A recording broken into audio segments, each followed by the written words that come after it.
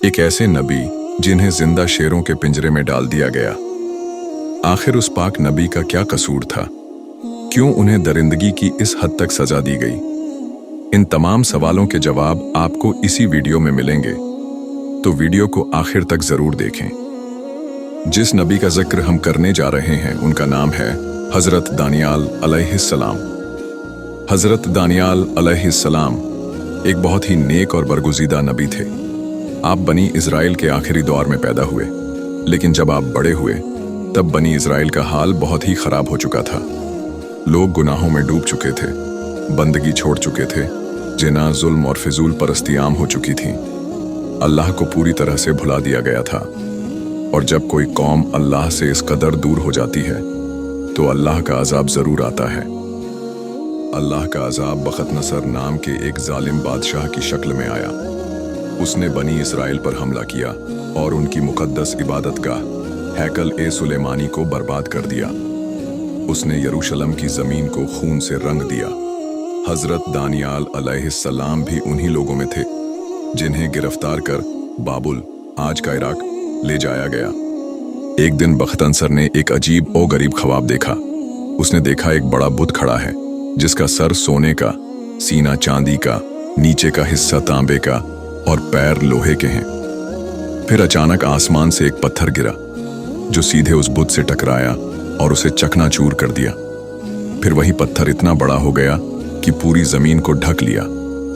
बख्तनसर इस ख्वाब से बहुत परेशान हुआ। उसने अपने सारे नजूमियों और दरबारियों को बुलाया, लेकिन कोई भी इस ख्वाब की ताबीर नहीं बता सका।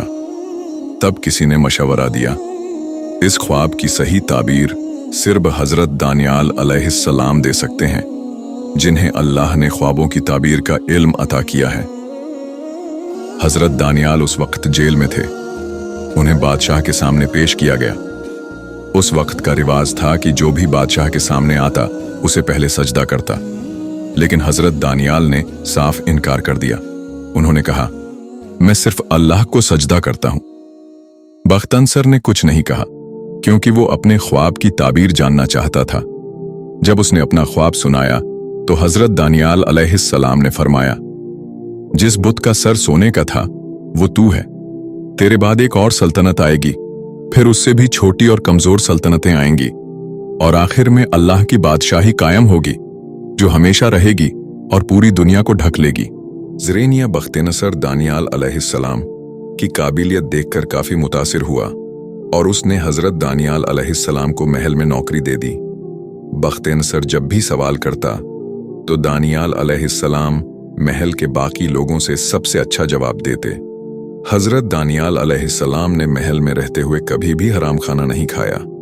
आप सादा खाना और पानी पर अपना गुजारा किया करते थे, लेकिन अल्लाह ने इस सादे खाने में ही इतनी बरकत अता कि आप वहां के लोगों से ज्यादा सेहतमंद नजर आते थे। हजरत दानियाल अलैहिस्सलाम हर वक्त अल्लाह की इबादत में मशगूल रहते और रोज 3 बार बैतुल मुकद्दस की तरफ अपना रुख करके अपने रब की बड़ाई बयान करते थे।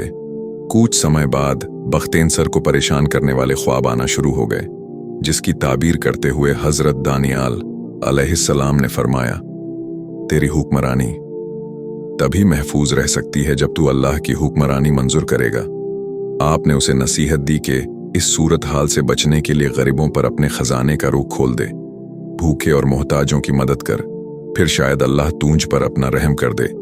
बख्तनसर ने दानियाल अलैहिस्सलाम की इस बात पर अमल किया और उसने बनी इज़राइल के गरीबों की काफी मदद की। यहां तक कि बनी इज़राइल का एक शख्स भी भूखा और गरीब नहीं रहा। इसके बाद बख्तनसर पर आने वाला अजाब टल गया और बनी इज़राइल के हालात बेहतर हो गए।